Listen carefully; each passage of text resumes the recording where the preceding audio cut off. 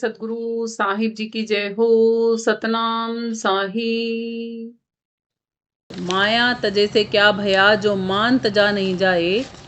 जे ही माने मुनिवर ठगे, सो मान सबन ने खाए। सो मान सबन ने खाए। कहते हैं कि माया संसार की हमने त्याग दी, हम वैराग ले लिया, हम ऋषियों के संग में चले गए, मुनियों के संग में चले गए, मगर जो मान है ना, इसने मेरा सम्मान नहीं किया, इसने मेरे को मैं बड़ा हूँ, इसने मुझे पूछा नहीं, तो क्या होगा? कहते हैं तो फिर कोई फ़ायदा नहीं है, ये तो जगत में ही उलझा देगा आपको। मान बढ़ाई ईर्षा ये सब जग के द्वंद्व, ये सब इस संसार के द्वंद्व हैं, और इनसे ही बचोगे तो भक्ति होगी, और तब ही मालिक निशंक कर देंगे। फिर कर्मों के बंधनों में बार बार बंध के इस संसार सागर में गमन नहीं करना पड़ेगा। साहिब कहते हैं कि माया तजना अत्यंत मुश्किल है, मतलब संसार को तजना अत्यंत मुश्किल है। और संसार को छोड़कर, घर को छोड़कर हम वैराग धारण कर लेते हैं, वैराग वेश में आ जाते हैं। फिर हम क्या करते हैं, उसको भी छोड़कर फेरियां लगाते हैं, फेरियों में फ़कीर बन के घूमते हैं। फिर भी हमारे मन की कामनाएं नहीं छूटती, तो हम क्रोध में आ जाते हैं। क्रोध में आते हैं तो फिर भी हमारा काम नहीं बनता। धीरे धीरे क्या होता है, लोभ जग जाता है हमारे अंदर में कि अब जो जोड़ा जाड़ी शुरू कर दूं। जब जोड़ा जाड़ी करते हैं तो भी हमारा अहम हमसे तजा नहीं जाता, अहंकार हमसे तजा नहीं जाता। और जब तक माया को पूर्ण रूप से त्याग कर मन वैराग्य नहीं होता ना, तब तक हमारा काम बन ही नहीं सकता। और जब तक हम परमात्मा में अपनी सुरती को जोड़ेंगे नहीं, तब तक हम संसार सागर में ही भटकते रहेंगे। साहिब कहते हैं कि कहें कबीर सुनो हो अवधू, कोई विरला ये पद पाए। कोई विरला ही व्यक्ति होता है जो मुक्ति सही मायने में पा जाता है, नहीं तो सभी लोगों को मुक्ति प्राप्त नहीं होती।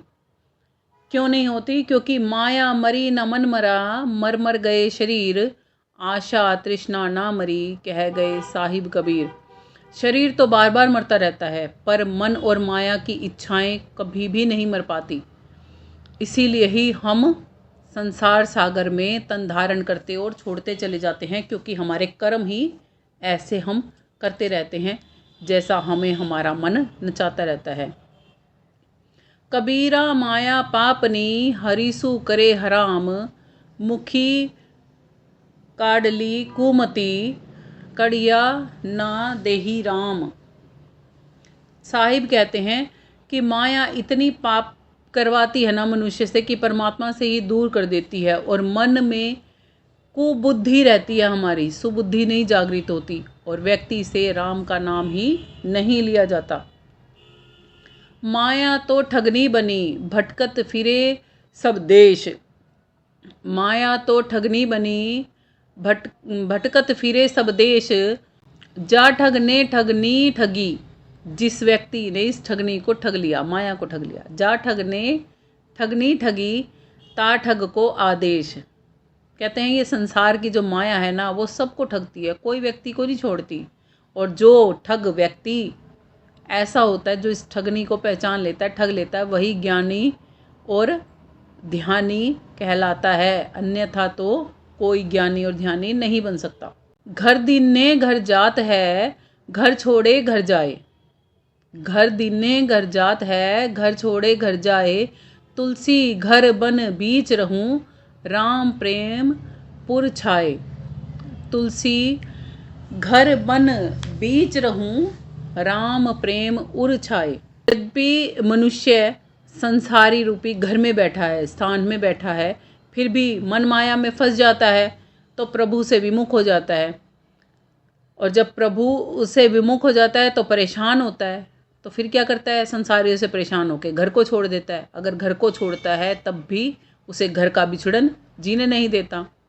तो तुलसी साहिब जी कहते हैं कि ना ही तो घर को तजूं और ना ही वन में रहूं, उन दोनों के बीच में रहूं। कि परमात्मा की प्रेम नगरिया तो उसके बीच में ही है। तो क्या होता है, फिर दोनों काम हो जाते हैं कि गृहस्थी भी बच जाती है और प्रभु प्राप्ति भी हो जाती है। कि परमात्मा से जब प्रेम हो जाता है ना, परमात्मा की प्रेम की नगरिया जो हमें संत जन सिखाते हैं ना, उससे हमें गृहस्थी भी जीवन त्यागना नहीं होता और प्रभु प्राप्ति भी हो जाती है। कहते हैं उन दोनों के बीच में रहूं, कि ना ही तो संसार को त्याग के वैराग धारण करूं, गृहस्थ में भी रहूं और परमात्मा को भी पालूं। उन दोनों के बीच में समान रूप से रहूं, किसी चीज़ में आसक्ति को ना जोड़ूं, ताकि परमात्मा को मैं पा सकूं। माया के झक जग जरे, कनक कामनी लाग, कहें कबीर कस बची हो, रुई लपेटी आग। जैसे रुई को अगर आग में डाल दोगे तो क्या होगा, जलेगी ही ना, बचेगी थोड़ी ना। तो ऐसे ही कहते हैं, यदि मनुष्य संसार में आसक्तियों में पड़ा रहेगा तो माया रूपी आग में लिपट लिपट कर जलता ही रहेगा। इसीलिए कहा जाता है, काम सबके करो, आसक्ति किसी में मत रखो। कोई आपका कर दे तो ठीक, नहीं कर दे तो भी ठीक, आसक्त मत हो किसी के भी साथ में। आसक्ति तो बस एक हरि नाम में और ना किसी चीज़ में हुए, तब काम बनते हैं हमारे। तो कहते हैं बिल्कुल वैसे ही समझो कि संसार की अगर आसक्ति लगा ली तो रुई जैसे आग में लिपट जाती है और बचती नहीं है ना, ऐसे ही फिर हम भी इस संसार की आग से बच नहीं सकते। हमारे अंदर में कोलाहल मचना निश्चित है। धनदारा संपत्ति सकल, धनदारा संपत्ति सकल, जिनी अपनी करी मानी। धनदारा संपत्ति सकल, जिनी अपनी करी मानी, इनमें कुछ संगी नहीं, नानक साची जानी। ये गुरु तेग बहादुर जी का दोहा है। वो क्या कहते हैं, धन में, दारा में मतलब पत्नी में, और संपत्ति में। संपत्ति कौन सी, जो हमारे महल है ना, जो हमारे घर है ना, बंगले है ना, उसमें संपत्ति उसको बोलते हैं। कहते हैं इन सब में यदि आपने आसक्ति कर ली ना पूर्ण रूप से, इनसे आप छूट नहीं पा रहे हो, तो इनमें तो कोई आपका संगी वैसे भी नहीं होना। नानक जी बताते हैं, कहते हैं मेरे को नानक जी ने बताई है ये बात, कि नानक साची मानी, साच कर जाननी है इस बात को, सच है ये। जिनके लिए आज हम भटकते फिर रहे हैं ना, कल को वो हमें दुख ना भी देंगे ना, तो वो हमारे साथ जा भी नहीं सकते, नहीं जा सकते ना। पैदा हुए थे, कईयों को साथ में लेके पैदा हुए थे, जब मरेंगे तो कईयों को साथ में लेके मरेंगे। मान भी लिया जाए, कोई कह भी दे हाँ मैं अकेला पैदा नहीं हुआ था, या मैं अकेली पैदा नहीं हुई थी, हॉस्पिटल में तो उस समय पे बहुत सारे बच्चे पैदा हुए होंगे, या घरों में उसी टाइम अवधि घड़ी में बहुत सारे बच्चों ने जन्म लिया होगा। नहीं, मैं तो इस धराधाम पे अकेली नहीं आई हूँ या अकेला नहीं आया हूँ। और जब मरते हैं तो मृत्यु के समय बहुत सारे डिजास्टर होते हैं, जब इकट्ठे भी लोग मर जाते हैं, कोई एक्सीडेंट हो जाता है, इकट्ठे भी लोग मर जाते हैं। तो आपको ये बता दें, ना ही तो आप सभी इकट्ठे वहाँ से आए हो, अलग अलग घरों में अलग अलग जगहों पर आए हो, चाहे कमरा ही चेंज क्यों ना हो, चाहे टाइम ही चेंज क्यों ना हो, कुछ ना कुछ तो चेंज होगा। सेम कुछ भी नहीं मिलेगा। एक माँ की कोख अलग अलग होगी, समय घड़ी अलग अलग होगी, जगह अलग अलग होगी, कुछ हो अलग तो कुछ ना कुछ मिलेगा ही, एक नहीं मिलेगा।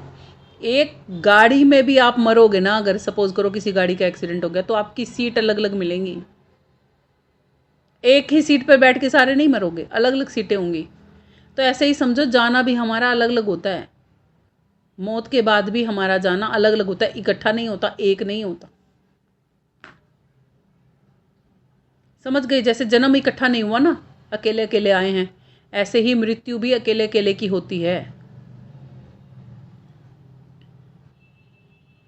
तो सच्ची कोई नहीं है यहाँ पर, सच केवल स्वयं में आत्मा और परमात्मा के सिवाय कुछ भी दुनिया में चिरस्थायी नहीं है, सत्य नहीं है।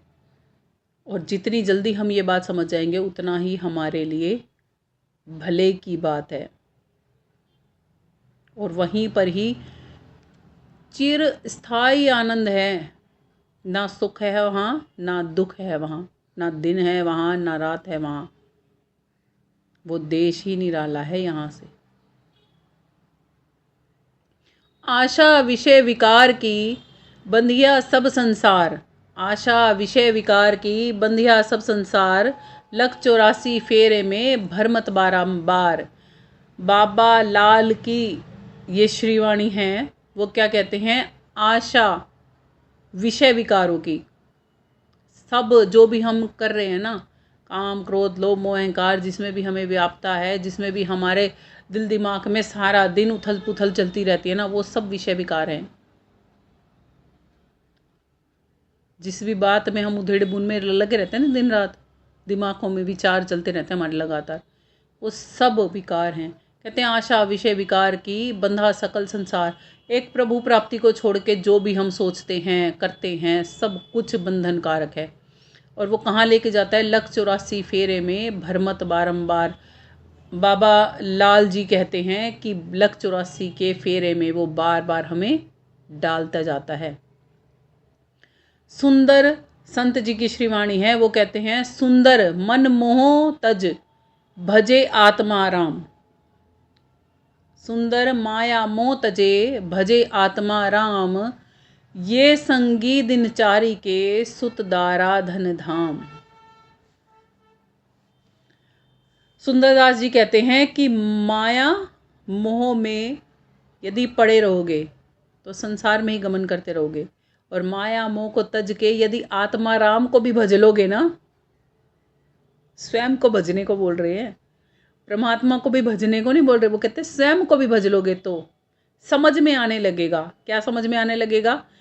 कि सुत दारा, सुत पुत्र, दारा पत्नी, धन जो आप कमाते हो, और धाम जिस घर में आप रहते हो। कहते हैं ये 4 दिन की चांदनी है बस, जिसके लिए सारा जीवन बिता देते हो। कहते हैं ये संगी दिनचारी के सुत दारा धन धाम। कहते हैं जब अपने आप को, अपनी आत्माराम को भी भजने लगोगे ना, तो इतनी बात समझ में आ जाएगी। सुंदरदास जी का ये एक और दोहा है, वो लेते हैं। वो कहते हैं सुंदर पक्षी वृक्ष पर लिए बसेरा आनी,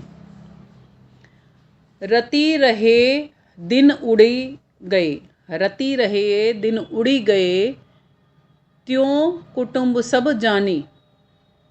सुंदरदास जी कहते हैं, उदाहरण देकर हमें समझा रहे हैं क्या चीज़? कि जैसे पक्षी है, पक्षी वृक्ष पर क्या करता है? आकर बसेरा करता है। लियो बसेरा आनी, रात को रहता है, रात भर वहाँ पर रहता है, और सुबह क्या करता है? उड़ जाता है। सुबह उड़ जाता है ना पक्षी। कहते हैं यूं समझो कुटुंब सब, सारा कुटुंब आ लिया, मतलब उसमें रिश्तेदार परिवार सब कुछ, पूरा कुटुंब। कहते हैं सब ऐसे ही जानो कि रात को रहेंगे और सुबह उड़ जाएंगे। इसलिए कहते हैं सुख के सब साथी, दुख में ना कोई, मेरे राम मेरे राम, सुख के सब साथी, दुख में ना कोई। कहते दुख में कोई नहीं अपना होता, और जो दुख में अपना होता है ना, वो सुख में भी अपना ही रहता है।